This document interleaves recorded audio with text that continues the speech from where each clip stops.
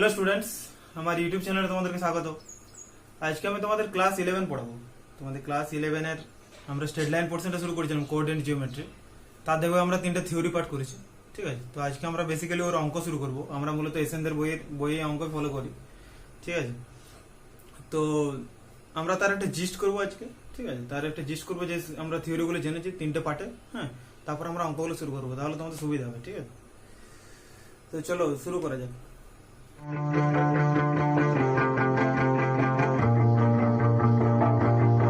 দেখো, স্ট্রেট লাইনে যে আমরা থিওরিগুলো জেনেছি তিনটে পার্ট, ঠিক আছে, তার একটা জিস্ট আমরা করেছি, হ্যাঁ। তো আমরা কি জেনেছি মূলত দেখবে, আমরা যে তিনটে পার্ট করেছি আমরা লিঙ্কগুলো দিয়ে দেবো, তোমরা দেখতে পারো ডেসক্রিপশনে, ঠিক আছে। আর যদি চ্যানেলে কেউ নতুন থাকো তোমরা অবশ্যই চ্যানেলটি সাবস্ক্রাইব করবে এবং তোমার বন্ধুদের সাথে শেয়ার করবে, ঠিক আছে। আর যদি তোমাদের কোনো সমস্যা হয় আমাকে কমেন্ট করে জানাবে, আর যদি কোনো থিওরি বুঝতে পারো, ঠিক আছে, আমাকে কমেন্ট করে জানাবে। একটা ভালো ভিতর থেকে ফিলিংস আছে, ঠিক আছে। যাই হোক, তো শুরু করা যাক তোমাদের, হ্যাঁ, জিস্টে যেটা বলছিলাম। তো আমরা কি জানি, যখন আমরা প্রবণতা বলেছিলাম, হ্যাঁ, প্রবণতা বলেছিলাম, আনতি বলেছিলাম, এই ব্যাপারগুলো বলেছিলাম। দেখো আবার বলছি, আমরা একটা সরলরেখা যখন এক্স অক্ষের ধনাত্মক দিকের সঙ্গে থিতা কোণ করে, হ্যাঁ, তাকে আমরা কি বলি, আনতি বলি, ওর ইনক্লিনেশন বলি, ওই থিতাটাকে, ঠিক আছে। এবং এক্স অক্ষের ধনাত্মক দিকের সঙ্গে থিতা কোণ করলে তাকে আনতি বললাম, এবং তার যে গ্রেডিয়েন্ট বা প্রবণতা আমরা কি বলি, তার যে ট্যানজেন্টার মানটাকে তাকে আমরা বলি ওর প্রবণতা বা নতি, মানে ট্যান থিটা অ্যাকচুয়ালি, ঠিক আছে। তাহলে কোন সরলরেখা এক্স অক্ষের ধনাত্মক দিকের সঙ্গে যদি থিতা কোণ করে, তার প্রবণতা হবে কত, এম সমান ট্যান থিটা, ঠিক আছে। আচ্ছা, x1 y1 আর x2 y2 এই দুটো বিন্দুর সমজোড় সরলরেখার প্রবণতাটা কি হয় অ্যাকচুয়ালি, এটা আমরা পড়েছি যে দুটো যখন একটা সরলরেখার মধ্যে দুটো যখন বিন্দু দেওয়া ছিল, তাদের সমজোড় সরলরেখার প্রবণতাটা কি হয় অ্যাকচুয়ালি। কি করছিলাম, y1 minus y2 by x1 minus x2 বা y2 minus y1 by x2 minus x1। আচ্ছা, আর প্রবণতাটাকে আমরা কি দ্বারা ডিনোট করি, m দ্বারা ডিনোট করি, ঠিক আছে।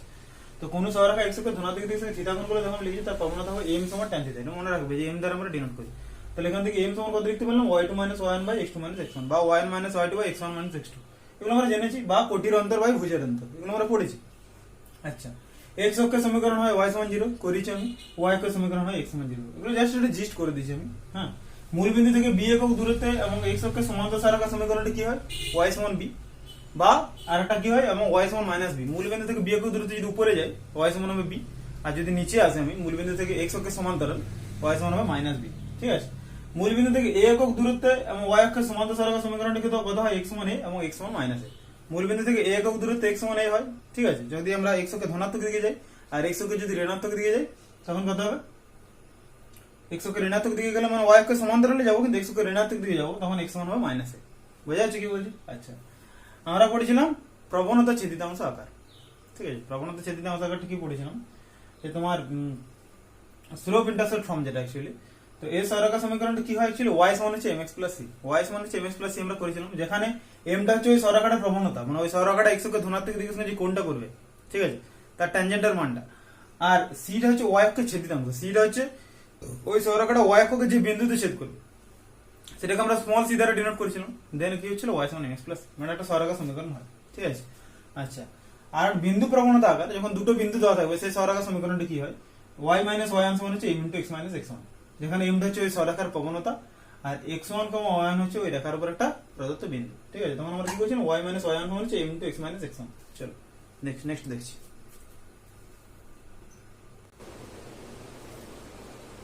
এবার দেখো এর প্রতিসম আকার বা সিমেট্রিক্যাল ফর্ম, ঠিক আছে। আমরা যে সূত্রগুলো জেনেছিলাম তার মধ্যে আবার দেখো, আমরা প্রতিসম আকার করেছিলাম, যে আমরা কি করেছিলাম, y minus y1 by cos theta সমান হচ্ছে x minus x1 by sin theta, সেটা সমান করেছিলাম r, যেখানে r মান হচ্ছে তোমার x, y আর x1, y এই দুটো পয়েন্টের ডিসটেন্স, ঠিক আছে, তাদের দূরত্বটা।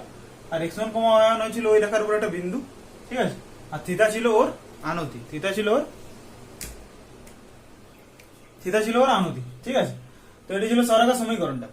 আচ্ছা, দুই বিন্দু আকার বা 2 পয়েন্ট ফর্মটা কি, এটা পেয়েছিলাম আমরা, যে একটা সরলরেখা সমীকরণ হয়েছিল y minus y1 by x minus x1 সমান কত করেছিলাম, y2 minus y1 divide by x2 minus x1, যেখানে x1 y1 আর x2 y2 এই রেখার উপর একটা প্রদত্ত বিন্দু, ঠিক আছে।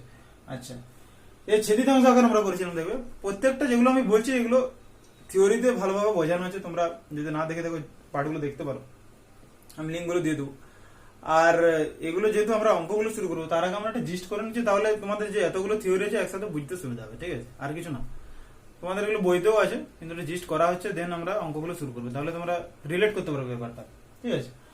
তো এই ছেদিতাংশ আকার ঠিক হয়েছিল x by a plus y by b equal to 1, যেখানে a সমান কি বলেছিলাম যে x অক্ষের ছেদিতাংশ আমরা যে ছবিটা গেছিলাম, আর b হচ্ছে y অক্ষের ছেদিতাংশ। আর এরা কি করে x অক্ষকে স্মল a, 0 বিন্দুতে ছেদ করে আর y অক্ষকে 0, b বিন্দুতে ছেদ করে, ওটা লিখেছি। ঠিক আছে, এর অভিলম্ব আকার বা নরমাল ফর্মটা আমরা কি পেয়েছিলাম দেখবে, যে একটা সরলরেখার মূল বিন্দু থেকে যদি লম্ব আমরা আঁকছিলাম p, ঠিক আছে, সেই সরলরেখার সমীকরণটা কি ছিল, মূল বিন্দু থেকে ওই যে লম্বটা, ওই লম্বটা যদি x কে ধনাত্মক দিকের সঙ্গে যদি আলফা গুণ করে, দেন কি হচ্ছিল x cos alpha plus y sin alpha equal to p। ঠিক আছে, আমরা লিখেছি x cos alpha plus y sin alpha equal to p, যখন p হচ্ছে মূল বিন্দু থেকে সরলরেখার লম্ব দূরত্ব, আর আলফাটা হচ্ছে সরলরেখার উপর মূল বিন্দু থেকে অঙ্কিত লম্বের সঙ্গে ধনাত্মক x অক্ষের আনুতি। মানে সরলরেখা থেকে মূল বিন্দু থেকে যে লম্ব দূরত্ব রাখছি, সেই লম্বটা x অক্ষের ধনাত্মক দিকের সঙ্গে যে কোণটা করছে, সেটাই তো আলফা হচ্ছিল আমাদের। ঠিক আছে, আলফা হচ্ছে এর আলফার মানটা হয় 0 থেকে লেস দেন 2 পাই এর মধ্যে, কিন্তু আলফার ভ্যালুটা থাকবে 0 থেকে লেস দেন 2 পাই। ঠিক আছে, 0 less than alpha less than 2 pi, এটা লিখে নিতে পারো। ঠিক আছে, আচ্ছা, তো আর সাধারণ আকারটা কি, জেনারেল ফর্মটা কি, এই জেনারেল ফর্মটা হচ্ছে তোমার, হ্যাঁ আমরা একটা সরলরেখা সমীকরণের জেনারেল ফর্মটা কি জানি আমরা, যে ax plus by plus c equal to 0, মানে কি এটা সরলরেখা অবভিয়াসলি ওর একঘাত হবে, কোনো কারণে দ্বিঘাত হবে না। এটা সরলরেখা একঘাত সমীকরণ, অবশ্যই এটা সরলরেখা সমীকরণকে প্রকাশ করবে। এখানে কোনো দেখো x আর y এর মধ্যে কোনো কিছু পাওয়ার কি 2 আছে, 2 নেই, x আর y এর ঘাত সর্বদাই কিন্তু 1, এটা সরলরেখা অবভিয়াসলি একঘাত সমীকরণ হবে। ঠিক আছে, তাহলে ax plus by plus c equal to 0। আচ্ছা, আর দুটো আর একটা কি ছিল, এই দুটো সরলরেখা যদি থাকে 1x plus b1y plus c1 equal to 0 এবং a2x plus b2y plus c2 equal to 0, এই সরলরেখা দুটো ছেদবিন্দুগামী সরলরেখা সমীকরণটা কি হয়, a1x plus b1y plus c1 plus k into a2x plus b2y plus c2 equal to 0। মনে রাখবে, এই দুটো সরলরেখা থাকলে তাদের ছেদবিন্দুগামী সরলরেখা সমীকরণ হয় এটা plus k into a2x plus b2y plus c2 equal to 0। ঠিক আছে, মনে থাকবে। আচ্ছা, আর একটা থিওরি তোমাদের আছে, বলছে তিনটে সরলরেখা সমবিন্দু কখন হবে, তিনটে সরলরেখা সমবিন্দু কখন হয়, হ্যাঁ তিনটে সরলরেখা সমবিন্দু কখন হবে বা কনকারেন্ট কখন হবে, যখন দুটো সরলরেখা ছেদবিন্দু আর একটা সরলরেখা সমীকরণকে সিদ্ধ করবে। মানে যে প্রথম দুটো সরলরেখা আমরা ছেদবিন্দু বের করাবো। ঠিক আছে, ধরো দুটো সমীকরণ দেওয়া আছে 2x plus 3y plus something, এটা 4x plus 5y plus something, ওই দুটো সরলরেখা ছেদবিন্দু আমরা পেলাম। ওই ছেদবিন্দুটা আর একটা সরলরেখা দেওয়া আছে ধরো 7x plus 8y plus something, ওই সরলরেখা ছেদবিন্দুটা যেটা পাবো সেটা যদি ওই সরলরেখা সমীকরণটাকে সিদ্ধ করে, মানে কত x আর y এর ভ্যালু যদি বাম পক্ষে পুট করি, দেন যদি আমরা রাইট হ্যান্ড সাইডে পেয়ে যাই, তখন আমরা বলবো সরলরেখা দুটো সমবিন্দু হবে। ঠিক আছে, তো এটা মনে রাখো। আমরা দু তিনটে নতুন থিওরি করাবো, যেগুলো আমাদের এখানে কাজে লাগবে। দুটো থিওরি মানে জাস্ট আমরা ডাটাগুলো লিখবো, দেন আমরা অঙ্ক শুরু করবো। এবার দেখো, আমাদের ছিল লম্ব দূরত্ব বা পারপেন্ডিকুলার ডিসটেন্স। ঠিক আছে, তো লম্ব দূরত্ব আমরা কি করব, যদি তোমাদের এটা পরে আছে, কিন্তু তোমাদের কিছু অঙ্ক দিয়েছে 2 মার্কসের, এই জন্য আমরা বলে দিচ্ছি একটু। ঠিক আছে, তো মূল বিন্দু থেকে ax plus by plus c equal to 0 সরলরেখার লম্ব দূরত্ব কি হয়। ঠিক আছে, থিওরিটা কিভাবে আসছে বলছি না, জাস্ট সূত্রটা মনে রাখো। ঠিক আছে, এর অঙ্কিত লম্বের দৈর্ঘ্যটা c by root over a square plus b square, mod of c by root over a square plus b square. মনে থাকবে, মড মানে হচ্ছে এবসলিউট ভ্যালু, জানি আমরা এবসলিউট ভ্যালুটা কত হয়, কিন্তু প্লাস থাকলেও প্লাস, মাইনাস থাকলেও প্লাস হয়, আমরা পড়েছি দেখবে। ঠিক আছে, আমরা পড়েছি বলতে আমরা তোমরা ফিজিক্সও পাবে, দেখবে এবসলিউট ভ্যালু বা পরম মান যেটা বলে। ঠিক আছে, তাহলে মূল বিন্দু 0,0 থেকে ax plus by plus c equal to 0 সরলরেখা লম্ব দৈর্ঘ্য হয় mod of c by root over a square plus b square. ঠিক আছে, আচ্ছা x1, y বিন্দু থেকে ax plus by plus c equal to 0 সরলরেখার অঙ্কিত লম্বের দৈর্ঘ্যটা কত হবে, কি বলতে পারি, ax1 plus by1 plus c divide by root over a square plus b square.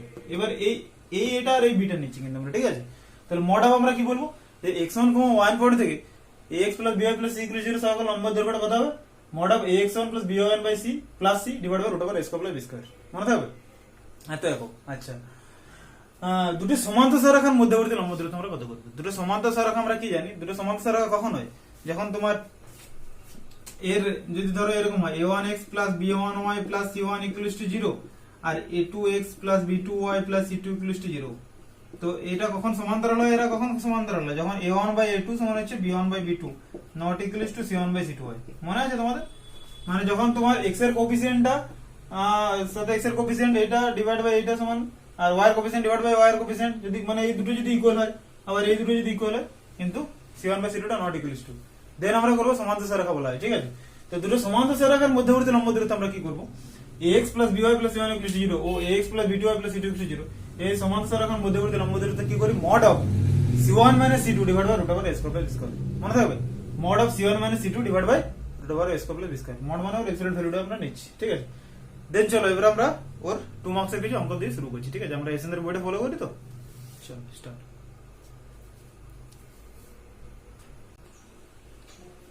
দেখো তোমাদের 2 মার্কসের 5-এর যে অঙ্কটা আছে, দেখো 5-এর অঙ্কটা কি বলেছে যে x cos alpha plus y sin alpha equal to p এই সরলরেখা অক্ষ দুটির সঙ্গে যে ত্রিভুজ উৎপন্ন করেছে তার ক্ষেত্রফল নির্ণয় করো। ঠিক আছে, তো এটা সরলরেখা দেওয়া আছে, সেই সরলরেখা অক্ষ দুটির সঙ্গে যে ত্রিভুজ উৎপন্ন করে তার ক্ষেত্রফল এটা আমাদেরকে নির্ণয় করতে হবে, তাই তো। তো আমরা কি জানি একটা সরলরেখা অক্ষ দুটির সঙ্গে যে ত্রিভুজ উৎপন্ন করে, যে সরলরেখাটা উৎপন্ন করে সেই সরলরেখাটা কি হয়, x by a plus y by b equal to 1 হয়। আমরা যেটা এর ফর্মটা পড়েছিলাম, ঠিক আছে, আমরা কি পড়েছিলাম এর x by a plus y by b equal to 1। তো এ x অক্ষকে কি করে a, 0 y অক্ষকে 0, b বিন্দু ছেদ করে, মানে একটা সরলরেখা দেওয়া আছে, এই সরলরেখাটাকে আমাকে অবশ্যই এই ফর্মে নিয়ে আসতে হবে। তো দেওয়া আছে দেখো x cos alpha plus y sin alpha equal to p, তাহলে এটাকে লিখতে পারি x cos alpha plus y sin alpha by p equal to 1, বা কি করা যায় x cos alpha by p plus y sin alpha by p equal to 1 করতে পারি, বা x by p by cos alpha plus y by p by sin alpha equal to 1 এটা আমরা করলাম। দেখো এই ফর্মে সাজিয়েছি, এই ফর্মে সাজালে আমরা কি পাই, একটা সরলরেখা কিভাবে ছেদ করবে a, 0 0, b, মানে এটা কত হবে এখানে p বাই cos আলফা, 0, এই পয়েন্টটা হবে p বাই cos আলফা, 0, আর এই পয়েন্টটা কত হবে এ কি করে a, 0 বিন্দুতে ছেদ করে, একটু আগে আমরা লিখেছি, আর এটা কত করে 0, b বিন্দু ছেদ করে, মানে এটা কত হবে 0, p বাই sin আলফা, এটা হয় 0, p বাই sin আলফা। ঠিক আছে, তো এটার নাম দিলাম a, এটার নাম দিলাম b, এটা আমাদের ছবি অ্যাকচুয়ালি। ঠিক আছে, তো আমরা কি করবো এবারে, কি বলেছে যে এই অক্ষ দুটির সঙ্গে যে ত্রিভুজ উৎপন্ন করছে তার ক্ষেত্রফল, অক্ষ দুটির সঙ্গে তো একটা ত্রিভুজ উৎপন্ন করছে তার ক্ষেত্রফলটা আমাদেরকে নির্ণয় করতে হবে। তাহলে এখান থেকে আমরা কি বলতে পারি বলো তো, ওয়েটা কত অ্যাকচুয়ালি, ওয়েটা কত হবে, যে ওয়ে সেগমেন্টটা কত actually p by cos alpha, obviously এটা কত হবে p বাই cos আলফা, এখান থেকে এটা তো p বাই cos আলফা, আর এখান থেকে এটা কত p বাই sin আলফা, তাহলে ওবিডি কত p বাই sin আলফা, এটা আমরা পেলাম। আমাদের এই এই দুটো অক্ষ এবং এই সরলরেখার দ্বারা উৎপন্ন ত্রিভুজের ক্ষেত্রফলটা নির্ণয় করতে হবে, তাই তো। তাহলে ত্রিভুজ এ ও বির ক্ষেত্রফল কত হবে বলো, ত্রিভুজ এ ও বির ক্ষেত্রফল, area of triangle A O B কত হয়, হাফ অফ মডিউলাস অফ, আমরা কি জানি হাফ অফ মডিউলাস অফ কি জানি অ্যাকচুয়ালি, সমকোণী ত্রিভুজ এটা রাইট অ্যাঙ্গেল ট্রায়াঙ্গেল, তার কি হয় ভূমি ইনটু বেস ইনটু হাইট, ভূমি ইনটু অতিভুজ, ভূমি ইনটু উচ্চতাটা, মানে হাফ অফ কত হবে ওএ ইনটু, ভালো করে দেখো ওবি, অবভিয়াসলি হবে। ঠিক আছে, তাহলে এটা কত করতে পারি, হাফ অফ ওএ মানে কত p by cos alpha into OB মানে কত p বাই sin আলফা, এটা হয়। ঠিক আছে, তাহলে কত হলো p square by 2 sin alpha cos alpha, 2 sin alpha cos alpha, এটা মানে এটা সূত্রটা sin 2 আলফা, তোমরা যদি বীজগণিত ট্রিগোনোমেট্রি পড়েছো তাহলে বুঝতে পারবে 2 sin আলফা cos আলফা মানে sin 2 আলফা, মানে কত হলো p square into cosec 2 alpha, এত বর্গ একক বা এত স্কয়ার ইউনিট। ঠিক আছে, বোঝা গেল কি করলাম, এই ছিল আমাদের অঙ্ক। ঠিক আছে, 2 মার্কসের। চলো নেক্সট দেখি, এবারে দেখো 6 অঙ্কটা কি বলেছে তোমাদের, যদি একটা p বিন্দু a x1, y1, b x2, y2 এই দুটো বিন্দু সমযোজী সরলরেখাকে m to n অনুপাতে বিভক্ত করে। ঠিক আছে, বলা আছে তাহলে যদি ax plus by plus c equals to 0 সরলরেখা p বিন্দুগামী হয় তাহলে m by n সমান দেখাতে হবে ওইটা। ঠিক আছে, minus of x1 plus by1 by c divide by x2 plus by2 plus c এটা আমাদেরকে দেখাতে হবে, তাই তো। তাহলে p একটা বিন্দু আছে sir ab সরলরেখাকে m to n অনুপাতে বিভক্ত করছে, এটা আমাদের ছবি। তাহলে p সরলরেখার সমীকরণটা আমাদের কি হয়, আমরা সূত্র জেনেছি দেখবে, আমরা 2 ডাইমেনশন জিওমেট্রির একটা পার্ট দিয়েছিলাম দেখবে, ফার্স্ট পার্ট যেটা আমরা কোঅর্ডিনেট জিওমেট্রি, সেখানে আমরা সূত্র বলেছিলাম সেকশন ফর্মুলা যেটা হয়, এই p বিন্দুর স্থানাঙ্কটা কত হবে বলো, mx2 plus nx1 divided by m plus n, my2 plus n1 by m plus n, এটা আমাদের হয়, এটা আমরা জানি। ঠিক আছে, তো এই যে ax plus by plus c equal to 0 এই সরলরেখাটা বলেছে p বিন্দুগামী, মানে এই সরলরেখাটা যদি p বিন্দুগামী হয় নিশ্চয়ই এই যে কোঅর্ডিনেট গুলো যেগুলো আছে x এর স্থানাঙ্ক আর y স্থানাঙ্ক নিশ্চয়ই সমীকরণটাকে সিদ্ধ করবে। একটা সরলরেখা কোনো কিছু বিন্দুগামী মানে কত, নিশ্চয়ই সরলরেখাটা ওই সমীকরণকে সিদ্ধ করে, বা ওই সরলরেখার ওই পয়েন্টটা তো নিশ্চয়ই সরলরেখার উপর অবস্থিত। ঠিক আছে, তাহলে আমরা কি করব, যে আমরা এই ভ্যালুটা পুট করব, তাহলে কত হবে x এর জায়গায় কত হবে mx2 plus nx1 by m plus n, a into mx2 plus nx1 by m plus n plus b into my2 plus ny1 by m plus n plus c সমান 0। এখান থেকে আমাদের ভ্যালুটা নির্ণয় করতে হবে, তাই তো। তো কি হয় এটা, তাহলে তোমার যদি ক্যালকুলেশন করি কত হবে a into mx2 plus nx1 plus b into my2 plus ny1 plus c into m plus n সমান হচ্ছে 0। যদি আমরা m plus n টা নিচে যদি এলসিএম করি, দেখো ভালো করে লক্ষ্য করো, তাহলে m into mx2 plus nx1 plus b into my2 plus ny1 plus c into m plus n সমান 0 এটা হচ্ছে। ঠিক আছে, এখান থেকে আমরা তো ভ্যালুটা বের করতে হবে m by n এর ভ্যালুটা, তাই তো। আমাদেরকে নির্ণয় করতে হবে কিন্তু m by n, আমরা m আর n টাকে এলিমিনেট করব। তাহলে এখান থেকে যদি m টা কমন নিতে পারি, ডাইরেক্ট তখন করছি, যদি m টা কমন নিই এখান থেকে কত হবে বলো, x2 plus by2 plus c, দেখো এখান থেকে পুরোটা এটা একটা স্টেপ হয়, স্টেপটা একটু জাম করেছি। তো আমরা এমটা কমন নিচ্ছি ax2 plus b y2 plus c plus এনটা যদি কমন নিই কত হবে ax1 plus b y1 plus c সমান 0। ঠিক আছে, তাহলে m into ax2 plus b y2 plus c সমান কত হবে minus n into ax1 plus b y1 plus c। ঠিক আছে, আর m বাই n সমান তাহলে কত হবে বলো, দেখো minus of ax1 plus b y1 plus c divide by ax2 plus b y2 plus c। ঠিক আছে, তাহলে m বাই n টা বের হলো minus of ax1 plus b y1 plus c divide by ax2 plus b y2 plus c। এটাই হলো আমাদের answer. বোঝা গেল কি করলাম অঙ্কটা? চলো নেক্সট দেখি। দেখো তোমাদের 8 অঙ্কটা দেখো কি বলেছে, বলছে একটা বর্গক্ষেত্রের দুটি বাহু যদি 5x 2y 13 এবং 5x 2y 16 0 এই সরকার অংশ হয় তাহলে বর্গক্ষেত্রের ক্ষেত্রফল নির্ণয় করো। এটা আমাদের নির্ণয় করতে বলে। তো দেখো ভালো করে লক্ষ্য করো, একটা বর্গক্ষেত্রের দুটো বাহু বলেছে, ভালো করে লক্ষ্য করে এই যে স্ট্রেট লাইন গুলো আছে 5x 2y 13 বা 5x 2y 13 0 একটা নিয়েছি আর 5x 2y 16 0 একটা সরলরেখা নিয়েছি। ঠিক আছে, তো এই দুটো সরলরেখা অ্যাকচুয়ালি হয় সমান্তরাল সরলরেখা। দুটো সরলরেখা সমান্তরাল সরলরেখা। দেখো এখানে 5 বাই এখানে 5 এখানে 5 এখানে -2 এখানে -2 আর এখানে কনস্ট্যান্ট গুলো আলাদা আছে। আমরা সমান্তরাল সরলরেখা একটু আগে ডেফিনেশন দিলাম, কি দিলাম a1 বাই a2 সমান হচ্ছে b1 by b2 not equal two যদি c1 বাই c2 হয় দেন আমরা বলবো দুটো সরলরেখা সমান্তরাল। ঠিক আছে, এই কোএফিসিয়েন্টটা যদি হয় আর এই দুটো সরলরেখার তাহলে বলো যে এবিসিডি যে বর্গক্ষেত্রটা পাবো এবিসিডি বর্গক্ষেত্রে নিশ্চয়ই এবি বাহুটা এটা হবে বা ডিসি বাহুটা এটা হবে, ঠিক না, বা এডি বাহুটা এটা বা বিসি বাহুটা এটা হবে। এটা করতে পারি আমরা, মানে দুটো সমান্তরাল সরলরেখা, দুটো সমান্তরাল সরলরেখা মানে বর্গক্ষেত্রে দুটো বাহু, যে বাহুগুলো আমরা সমান্তরাল সেই বাহুগুলো নেব। তাহলে আমরা ধরে নিয়েছি এবি সরলরেখাটার সমীকরণটা ধরে নিয়েছি 5x 2y 13 সমান 0 আর ডিসি সরলরেখাটার সমীকরণ ধরে নিয়েছি 5x 2y 16 সমান 0। বোঝা গেল কি বললাম? এইবারে আমাদেরকে নির্ণয় করতে হবে বর্গক্ষেত্রের ক্ষেত্রফলটা। আমাদের যে অঙ্কটা বলা আছে যে বর্গক্ষেত্রের ক্ষেত্রফল নির্ণয় করো, তাহলে বর্গক্ষেত্রের ক্ষেত্রফল মানে আমরা বর্গক্ষেত্রের ক্ষেত্রফল সূত্র কি জানি, বাহু স্কয়ার অ্যাকচুয়ালি। ঠিক আছে, তো এবি আর ডিসি এই দুটো বাহুর মধ্যে যদি আমরা লম্ব দূরত্বটা নির্ণয় করতে পারি, এই দুটো সরলরেখা তো সমান্তরাল, তাদের মধ্যে যদি আমরা লম্ব দূরত্বটা বা তাদের মধ্যে যদি দূরত্বটা যদি আমরা নির্ণয় করে দিতে পারি তাহলে তো আমরা বলে দেবো বর্গক্ষেত্রের বাহুটা পেয়ে যাবো। ঠিক আছে, মানে এখান থেকে এটা যে দূরত্ব হবে এখান থেকে এটা দূরত্ব তাই হবে, তাই কিনা? তাহলে এই দুজনকে মধ্যে আমরা লম্ব দূরত্ব নির্ণয় করবো। ঠিক আছে, তো আমরা একটু আগে থিওরি করেছি, দেখবে যে ax plus by plus c1 equals to 0 আর ax plus by plus c2 equals to 0 এই দুটো সরলরেখার লম্ব দূরত্ব কি হয় actually mod of c1 minus c2 divide by root over a square plus b square. করেছি কিনা? এদের যে পারপেন্ডিকুলার ডিসটেন্সটা কি পেয়েছিলাম, লম্ব দূরত্বটা পারপেন্ডিকুলার, এটা p লিখছি আমরা, ডিনোট করছি mod of c1 minus c2 divide by root over a square plus b square, এটা বলা যায়।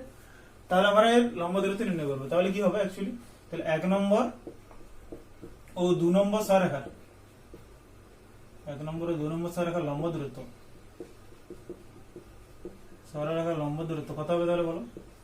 তাহলে এটা অ্যাকচুয়ালি কত, যদি আমরা তুলনা করি c1 টা কত -13 আর c2 কত 16 সমান কত হবে -13 -16 divide by root over of, direct করছি আমরা, কত হবে এখানে এটা কত হবে, এটা 5 আর বিটা তো -2, এটা 5 আর বিটা -2 যদি এর সাথে তুমি রিলেট করো, ঠিক আছে, তাহলে কত হবে root over of 5 square plus -2 তার হোল স্কয়ার, এত একক হয় অ্যাকচুয়ালি। তাহলে কত হবে -29, এটা -29 মানে মড আছে মানে শুধু 29 হয়ে যাবে, ডিভাইড কত 25 প্লাস 4 মানে রুট 29, 29 বাই রুট 29 মানে এটা সমান কত অ্যাকচুয়ালি রুট 29 একক। 29 বাই রুট 29 রুট একক, রুট 29 একক, কারণ এটা তো আমরা করণী করেছি রে বাবা, রুট 29 দিয়ে যদি উপর নিচে গুণ করি তাহলে ওটা বেরিয়ে যাবে। ঠিক আছে, তাহলে এদের মধ্যে যে লম্ব দূরত্বটা বেরোলো সেটা বেরোলো রুট 29 একক, মানে এদের মধ্যে যে লম্ব দূরত্ব মানে অ্যাকচুয়ালি কত, এর বাহুর দৈর্ঘ্যটা, মানে এটা বেরোলো রুট 29। রুট 29 মানে তো আবার ওটাই তো বর্গক্ষেত্রের বাহুটা, তো তাই বর্গক্ষেত্রের বাহুর দৈর্ঘ্য বা সাইডটা, বর্গক্ষেত্রের বাহুর দৈর্ঘ্য কত হবে রুট 29 হবে। তাহলে বর্গক্ষেত্রের ক্ষেত্রফলটা কত হবে বলো, বাহু স্কয়ার তো আমরা জানি রুট 29 তার হোল স্কয়ার বর্গ একক, অ্যাকচুয়ালি রুট 29 তার হোল স্কয়ার বর্গ একক মানে কত বেরোচ্ছে 29 বর্গ একক। ক্লিয়ার? বোঝা গেল কি বললাম? চলো নেক্সট দেখি। দেখো তোমাদের 9 অঙ্কটা দিয়েছে একদম সিম্পল অঙ্ক। দেখো যে 2k, -2 এবং 1, -k বিন্দু দুটি সংযোগ সরলরেখার প্রবণতা সমান দিতে কত -2, ঠিক আছে, তাহলে k এর মান নির্ণয় করো। তাহলে এই দুটো সরলরেখার প্রবণতা অ্যাকচুয়ালি কি হয় আমরা কি জানি, কোটির অন্তর ডিভাইড বাই ভুজের অন্তর, বা y1 - y2 by x1 - x2 আমরা করেছি দেখবে জিনিসটাতে, ঠিক আছে, বা y2 - 1 বাই x2 - x1 যেরকম ভাবে করবে, ঠিক আছে। তো আমি করেছি দেখো y1 - y2 divide by x1 - x2, এটা তো y1 এটা y2, তাহলে -2 plus k divide by 2k - 1, এটা সমান কত অ্যাকচুয়ালি -2, তাই তো। তাহলে -2 plus k divide by 2k - 1 সমান হচ্ছে -2, তাহলে k - 2 সমান কত হবে -4k প্লাস 2, ঠিক আছে।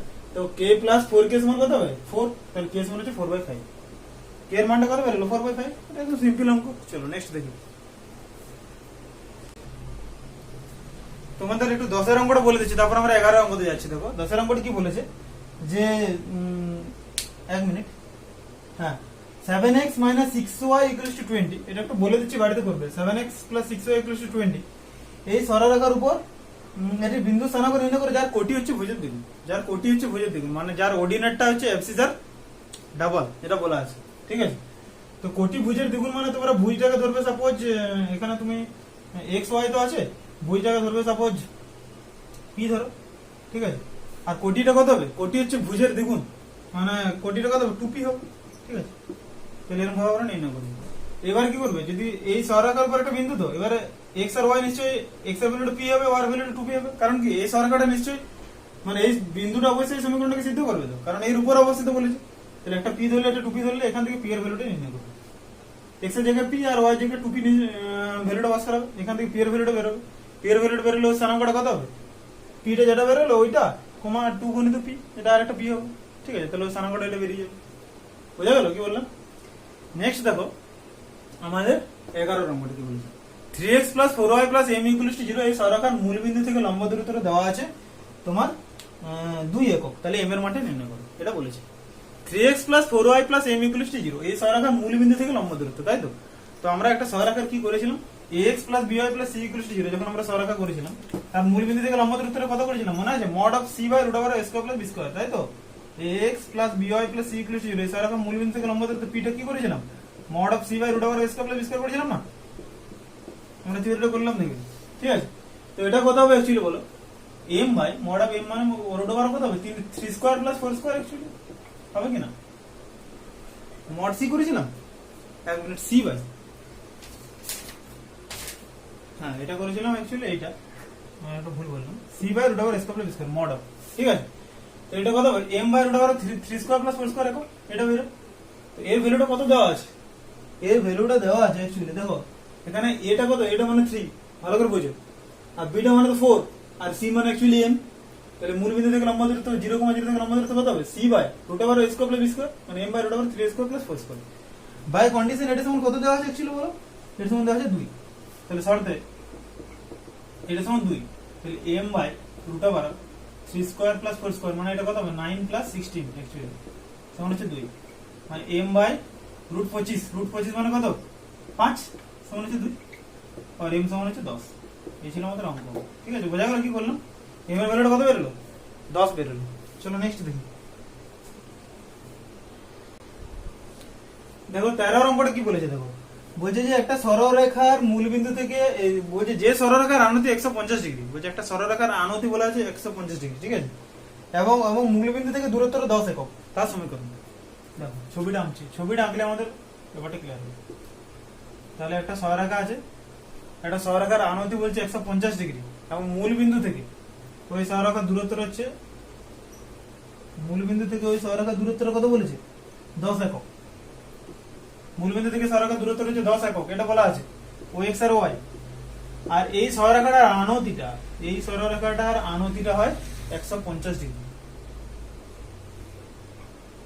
কারণ একটা সরলরেখার আনতি আমরা কি জানি, এই এবি সরলরেখাটার আনতিটা বলছে 150 ডিগ্রি, এবি সরলরেখার আনতিটা 50 ডিগ্রি 150 ডিগ্রি বলা আছে, আর মূল বিন্দু থেকে দূরত্ব হচ্ছে 10 একক, তাহলে বলছে সমীকরণটা নির্ণয় করতে হবে, ঠিক আছে।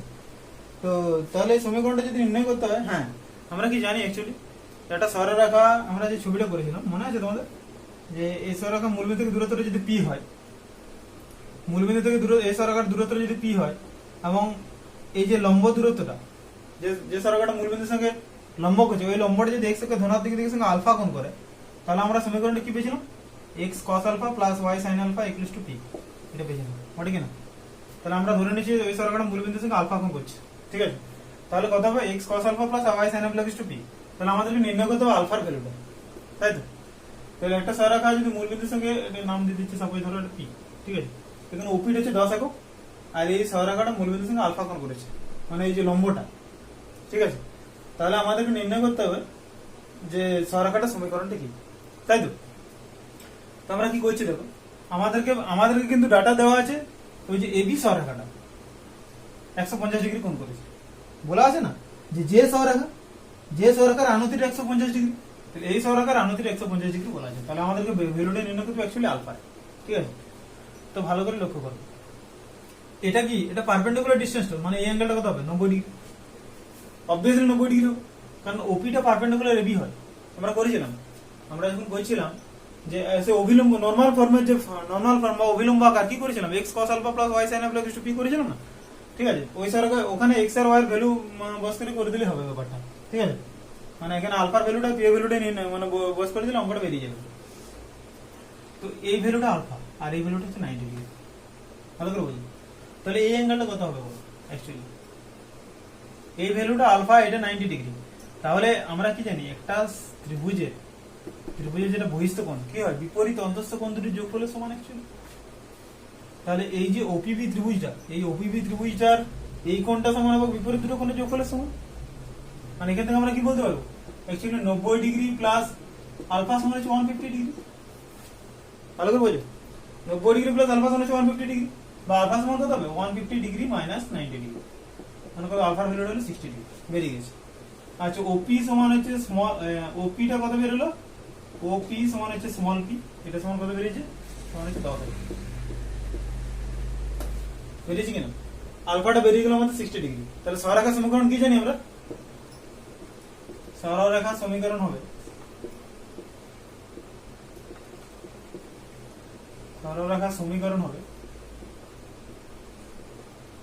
x cos alpha plus y sin alpha equal to p, ওটা কিনা? আলফার ভ্যালুটা আমরা পুট করব, x cos আলফা মানে কত, cos 60 degree plus y sin 60 degree সমান কত হবে, p সমান হচ্ছে 10। বোঝা যাচ্ছে কি করছে অঙ্কটা? আমাদের অ্যাকচুয়ালি যেটা থিওরি ছিল, এই সরলরেখা থেকে মূল বিন্দুটা যে লম্বটা সে x কে ধনাত্মক দিকের সঙ্গে আলফা কোণ করেছিল, আর এখান থেকে দূরত্বটা যদি p হয়েছিল, তখন আমরা সমীকরণটা পেয়েছিলাম x cos alpha plus y sin alpha equal to p। আমাদের কি দেওয়া আছে, এই সরলরেখাটা এবি সরলরেখা x কে ধনাত্মক দিকের সঙ্গে মানে ওর আনুতিক কোণটা 150 ডিগ্রি, আমাদের আলফাটা কিন্তু দেওয়া নেই, ঠিক আছে? আর এই যে এখান থেকে মূল বিন্দু দূরত্বটা 10 একক দেওয়া আছে, তাহলে আমাদের আলফাটা কিন্তু নির্ণয় করতে হচ্ছে, ঠিক আছে? এটা অঙ্কের মধ্যে পড়ছে, আমরা ধরে নেবো অ্যাঙ্গেল ওবিপি, অ্যাঙ্গেল পি বিওপি সমান হচ্ছে আলফা, এটা আমরা ধরে নেবো, ঠিক আছে? আর ওপিটা সমান হচ্ছে পি 10 একক, হ্যাঁ, এটা অঙ্কের মধ্যে পড়ছে। তাহলে আলফার ভ্যালুটা আমরা 60 পেয়েছি, তাহলে ভ্যালুটা পুট করবো আমাদের x cos 60 degree, cos 60 degree value কত বলো, sin 30 মানে cos 60, ঠিক আছে? sin 30 মানে 1/2, cos 60 কত 1/2 হবে, প্লাস y sin 60 ডিগ্রি মানে কত √3/2 সমান কত হবে 10। তাহলে এটা ক্যালকুলেশন করলে কত পাই, x plus √3 into y by 2 সমান কত 10, বা x প্লাস √3 ইনটু y সমান হচ্ছে 12, ঠিক আছে? এই ছিল আমাদের অঙ্ক। বোঝা গেল কি বললাম? তো তোমাদের 2 মার্কসের অঙ্ক মোটামুটি শেষ, এতদূর পর্যন্ত করালাম। বাকি যে অঙ্কগুলো আছে, মানে যেগুলো আমি করাইনি, সেগুলো তোমরা যদি এসএনদের বইটা ফলো করো তাহলে বুঝতে পারবে। এমনকি তোমাদের যে অঙ্কগুলো আমরা যে জিস্ট আমরা দিয়েছি, সেই জিস্টটা যদি ফলো করো তাহলে তোমাদের 2 মার্কসের অঙ্কগুলো হয়ে যাবে, ঠিক আছে? তো আজকে 2 মার্কস এতদূর পর্যন্ত থাকলো, 4 মার্কসে আমরা নেক্সট দিন শুরু করবো, ঠিক আছে? আমার ভিডিওগুলো পুরোপুরি দেখো, অবশ্যই যদি চ্যানেল নতুন থাকো সাবস্ক্রাইব করবে, আর তোমার বন্ধুদের সাথে শেয়ার করবে, আর ভিডিওগুলো তোমরা কমপ্লিটলি দেখো, ঠিক আছে? তাহলে তোমরা থিওরিগুলো বুঝতে পারবে। আর যেহেতু তোমার থিওরি বোঝানো হচ্ছে, ভিডিও পার্টগুলো মাঝে মাঝে বড় হয়ে যায়, যেমন 40 মিনিট হয়ে যায় হয়তো, ঠিক আছে? তোমার ভিডিওগুলো পুরোপুরি কমপ্লিট করছো না, আমি দেখছি। ভিডিওগুলো পুরোপুরি দেখলে তোমরা বুঝতে পারবে ব্যাপারগুলো, ঠিক আছে? আর নিজে অঙ্কটা করতে পারবে।